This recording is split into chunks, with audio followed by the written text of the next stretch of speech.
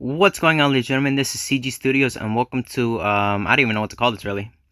Anyway, I'm going to be I don't know. I just saw Fire Ninja's video saying of why the Ninja Mafia can defeat the CG military in a war, which I decided to argue with that. So in this video, I'm going to be arguing 9 reasons why the CG military would be able to win the Ninja Mafia in a war and not be totally destroyed. All right, let's get started.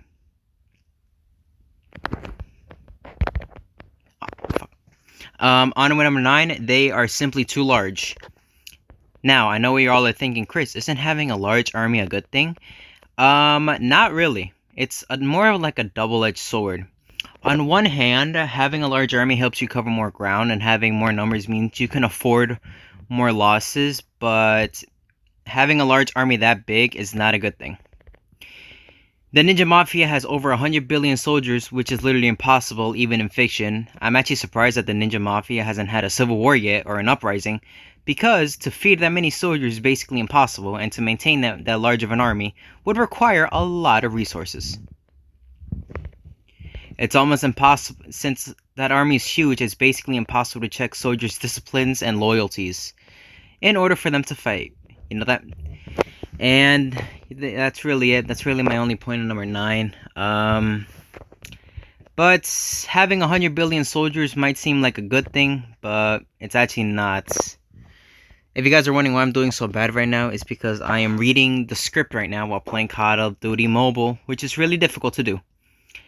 You have to take into account how hard it will be to sustain that army and how difficult it will be to move them around and get them to places, especially at that size. So yeah, on with number 8.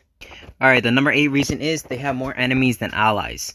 Based off my basic knowledge of Asher or Fire Ninja, the Ninja Mafia has conquered their entire dimension, which is quite impressive if you think about it.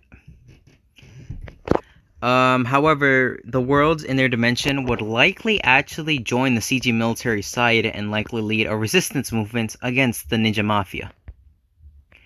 Now, based off history, this has actually happened when Nazi Germany took over France. The French resistance rose up and helped the Allies a bit, and they tried their best to fight them. And in a way, they actually did some work. The Ninja Mafia relies on those planets to sustain their military, and likely resistances would rise up on those planets the Ninja Mafia took over, and would do guerrilla warfare in order to destroy the war productions and war materials the Ninja Mafia needs. Alright, the CG military doesn't have much enemies since they don't conquer worlds and just keep to themselves. They have made alliances with other planets, dimensions, and worlds, and they will likely help them out in the war. So the Ninja Mafia better find some friends. Alright, on to number 7. Alright, number 7, their over-reliance on infantry. The Ninja Mafia's biggest advantage over the CG military is the fact that they have over 100 billion soldiers compared to the CG military's 5.7 million active troops.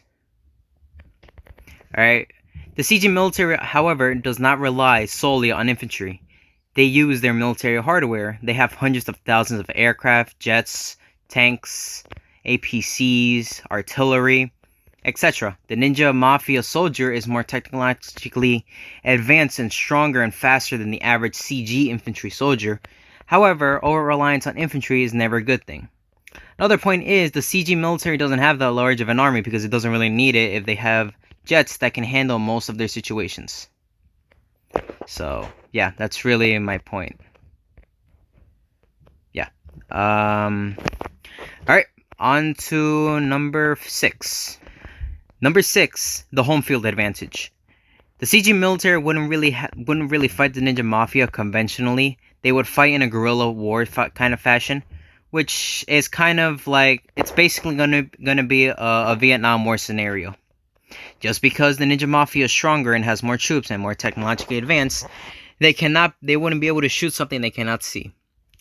Sol 3, or Earth, however, if you think about it, has been invaded for most of its history and has never been once fully conquered.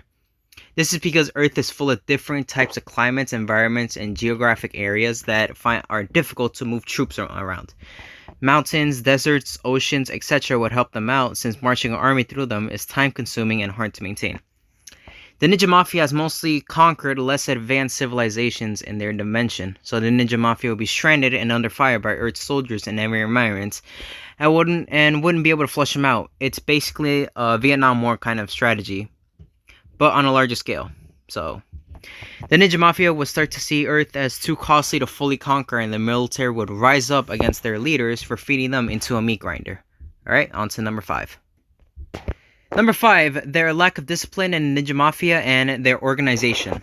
The Ninja Mafia sees themselves as superior beings to their enemies, and likely are cocky. They underestimate their enemies. They are also organized and are extremely stretched thin onto different planets. Since they conquered so many planets, their 100 billion soldiers are likely stretched thin across hundreds of planets, which means they wouldn't have a army large enough to actually take on Earth or the CG military. So invading Earth is basically not worth it because they already stretched too thin, and they have to maintain order within their borders. Their empire would topple if they lose too many troops because they wouldn't have enough soldiers to keep the population in check. So, yeah. So I'm going to move on to number 4. The 4th reason is the Ninja Mafia is kind of big and bulky, and the CG military is more mobile and flexible. Hold on, give me 1 sec.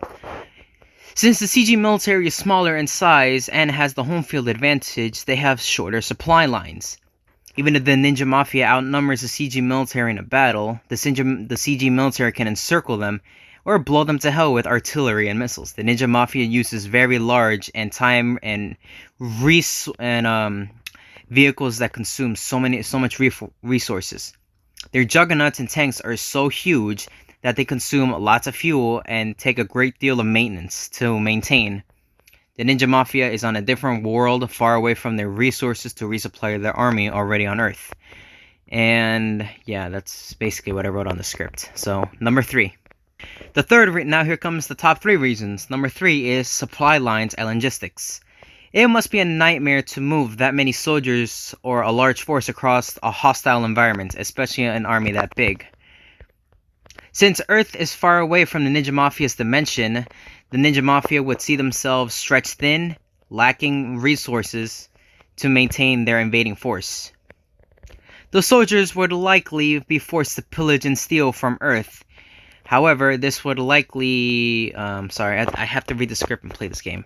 So the Ninja Mafia's machines uses so much fuel that it's not really worth even taking them. They might as well just use infantry.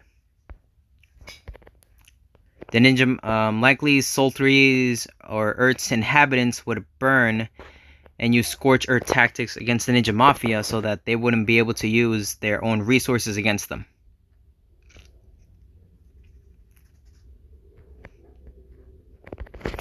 Yeah. This also proves another point that having a large army already stretched thin on multiple planets would make the situation worse, since they need those soldiers to prevent resistances and to maintain order within their empire.